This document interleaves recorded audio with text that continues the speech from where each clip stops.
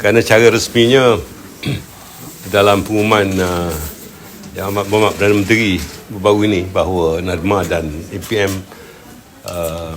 sekarang ini letakkan cara terus di bawah TPM. Artinya kami adakan koordinasi dan maklumat-maklumat yang dikemas kini sentiasa sampai kepada saya. Dan kami telah memulakan sebenarnya tahun lepas bahawa kedua-dua ketua pengarah hadir ke dalam mesyuarat pasca kabinet. Ini artinya walaupun mereka tidak di bawah KKDW, tetapi saya terlibatkan mereka di dalam mesyuarat pasca kabinet itu. Untuk mesyuarat tadi, maklumat terakhir mengenai luruan gelombang kelima monsun Timur Laut ini nampak telah di peringkat untuk berakhir kerana cuma tinggal 80 mangsa ditempatkan di PPS dan PPS yang tinggal pun tinggal 4 saja sekarang ini dan hanya 3 negeri saja yang terlibat dan insyaAllah ia akan berakhir. Dan kami sekarang ini bersiap siaga untuk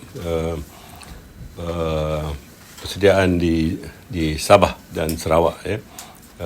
Ini mungkin akan bermula dalam bulan Februari, tetapi kesiapsiagaan kita mulakan daripada sekarang. Kami mengucapkan banyak terima kasih kepada Yang Amat Berhormat Perdana Menteri yang telah pergi mengadakan lawatan resmi ketika banjir di Kelantan baru-baru ini dan ini memberikan impak yang besar di sana. Terdapat permintaan untuk pam banjir dan NADMA telah memberikan peruntukan kepada JPS, Jabatan Pengairan dan Saliran. Dan permintaan itu daripada bulan Mac tahun lalu dan walaupun saya dapat laporan pam berkenaan masih belum diserahkan kerana ianya melibatkan prosedur perolehan, saya telah meminta supaya agar di dalam keadaan tertentu dan gawat begini, prosedur itu biarpun diikuti tetapi mestilah dicari jalan sebaik-baiknya untuk pencerahan dilakukan dengan segera. Ini untuk menyelesaikan masalah banjir termenung di kawasan-kawasan berkenaan. Dan akhirnya saya ingin beritahu bahawa terdapat 153 institusi pendidikan atau sekolah-sekolah yang terlibat dengan masalah banjir ini di seluruh Malaysia.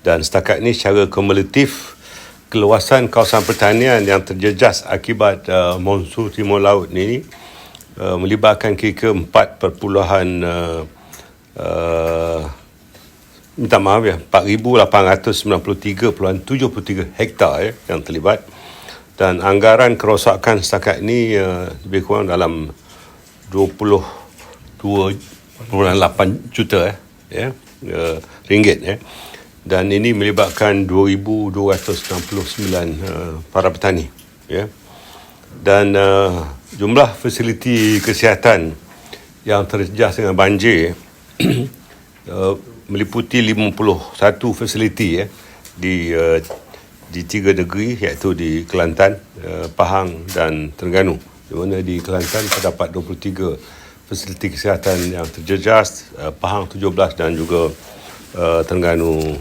11. Jadi kalau ada soalan-soalan mengenai banjir.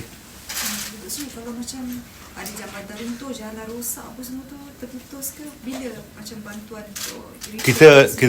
Kita lakukan pembaikan itu immediately dengan segera.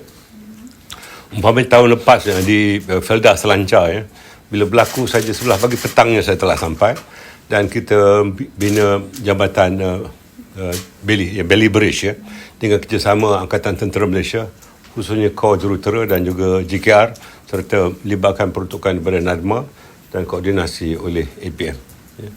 Dan untuk jalan-jalan luar bandar itu di bawah KKDW yang kita telah ada peruntukan siap. Mana yang tidak ada peruntukan itu NADMA ada peruntukan contingency yang juga kita gunakan dengan kerjasama JKR dan juga agensi-agensi tempatan dan negeri. Dan tipu segera tu Immediately. Mana yang melibatkan infrastruktur yang agak sukar, kita libatkan agensi di peringkat daerah dan juga peringkat negeri. Ya. Jadi kawasan yang paling teruk terjejas sepanjang MTL ni kat mana Datuk Seri? Di Kelantan. Kita tak ada kena pasti. Di Kelantan. Ya. Di Pasir Mas. Daerah Pasir Mas. Itu termasuk Rantau Panjang kan? Rantau Panjang dalam daerah Pasir Mas. Datuk Seri, untuk kesiapsiagaan banjir di Sabah Sarawak dah pada tahap mana sekarang? Dah ni ke? Kesiapsiagaan ini kita sentiasa sebenarnya, sebab kita bukan sahaja mengadakan koordinasi di peringkat nasional, tetapi kita juga ada kesiapsiagaan di peringkat negeri dan juga PKOB atau di peringkat daerah ya. Itu sebabnya kalau kita lihat apa yang berlaku baru-baru ini ya, tindakan koordinasi itu dilakukan dengan segera oleh NADMA dan APM dan agensi-agensi di peringkat daerah dan juga di peringkat negeri. Ya. Secara keseluruhannya, bagaimana kerajaan menangani masalah banjir di compare dengan sebelum-sebelumnya? Kita lihat walaupun tahun lepas ya, luruan hujan adalah penyebab utama yang tahap air itu tinggi, tetapi sebenarnya tahun ini lebih tinggi, tetapi mangsa tidak sebanyak tahun lepas. Ya. Jadi ini sebab kita bekerjasama dengan MET Malaysia bagi pemindahan itu dilakukan lebih awal apabila kita dapat notification daripada MET ya. Dan ini SOP baru yang kita gunakan bagi mengelakkan mangsa daripada dipindahkan di peringkat sangat lahir. Ya. Datuk Seri, memandangkan banjir dah mula surut di Kelantan dan kita faham dari segi bantuan kepada mangsa macam mana, Datuk Seri? Kita telah memulakan pembayaran ya melalui pejabat-pejabat daerah ya. Dan saya harap pejabat daerah mesti buta warna ya dari segi pengagihan itu ya. Jangan apa yang saya dapat tahu tahun lepas hanya warna tertentu saja yang dapat ya. Jadi ini wang persekutuan ya, dan kita serahkan kepada agensi negeri dan daerah bertujuan untuk memberikan kepada mangsa yang terlibat, bukan mengikut warna ya. Dan ini mesti dilakukan ya, kalau mereka benar-benar jujur untuk membantu rakyat.